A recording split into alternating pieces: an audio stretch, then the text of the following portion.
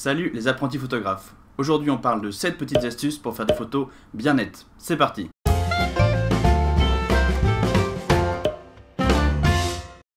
Bon, avant de commencer, on va séparer le flou en 3 catégories. Alors on pourrait peut-être faire plus de catégories, mais pour simplifier on va faire que 3. Déjà petit 1, il y a le flou de bouger. Ça c'est quand le photographe bouge au moment de prendre la photo. Petit 2, il y a le flou de mouvement. Ça c'est quand le sujet photographié bouge. Et petit 3, le flou de mise au point. Ça c'est tout simplement quand la mise au point n'est pas faite au bon endroit. Alors ça c'est 3 grands types de flou qu'on va essayer d'éviter grâce à ces 7 astuces. La première astuce, c'est de bien tenir son appareil. Pour que son appareil soit le plus stable possible, il faut avoir le maximum de points de contact. Donc on va tenir son appareil photo à 2 mains et viser avec le viseur pour avoir un 3e point de contact au niveau du front. De cette manière, l'appareil photo va être bien tenu et on va éviter le flou de bouger.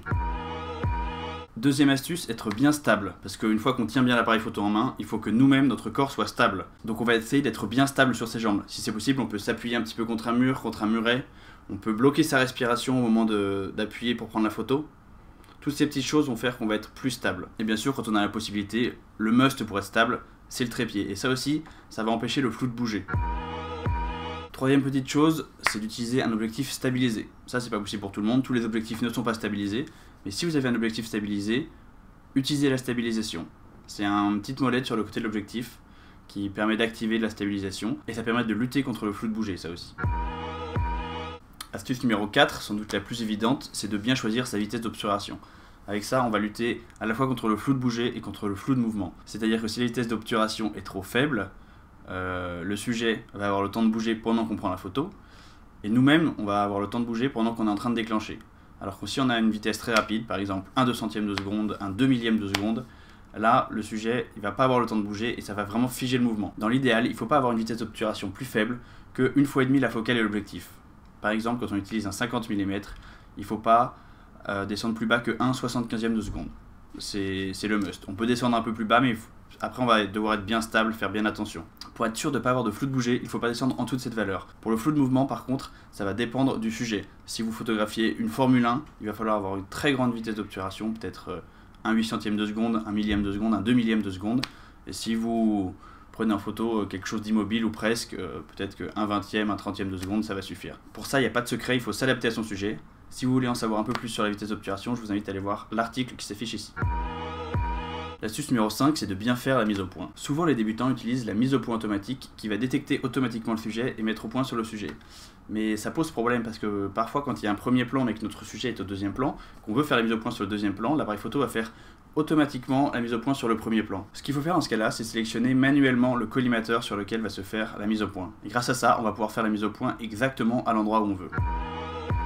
Sixième astuce, le choix de l'ouverture. On a vu sur le blog que l'ouverture du diaphragme influait sur la profondeur de champ. Et en effet, quand vous ouvrez à fond votre diaphragme, vous allez avoir une zone nette qui est vraiment toute petite. Alors dans certains cas, ça peut être voulu et très joli, mais dans d'autres cas, ça va être problématique. Prenez l'exemple d'une photo de groupe. S'il y a 2 ou 3 personnes qui ne sont pas exactement sur le même plan, si vous faites le focus sur une des personnes, celle-là sera nette, mais pas les 2 autres si elles ne sont pas exactement sur le même plan. Ça parce que la profondeur de champ est trop faible. Si on va ouvrir un peu à f4, f8, là on va avoir une profondeur de champ beaucoup plus grande, et du coup, même si on fait la mise au point sur une personne, on va avoir toutes les personnes dans le groupe qui seront nettes. Et enfin, 7e petite astuce, là ça parle pas exactement de flou, mais vous allez voir que c'est pas très loin. Il ne faut pas utiliser des ISO trop élevés.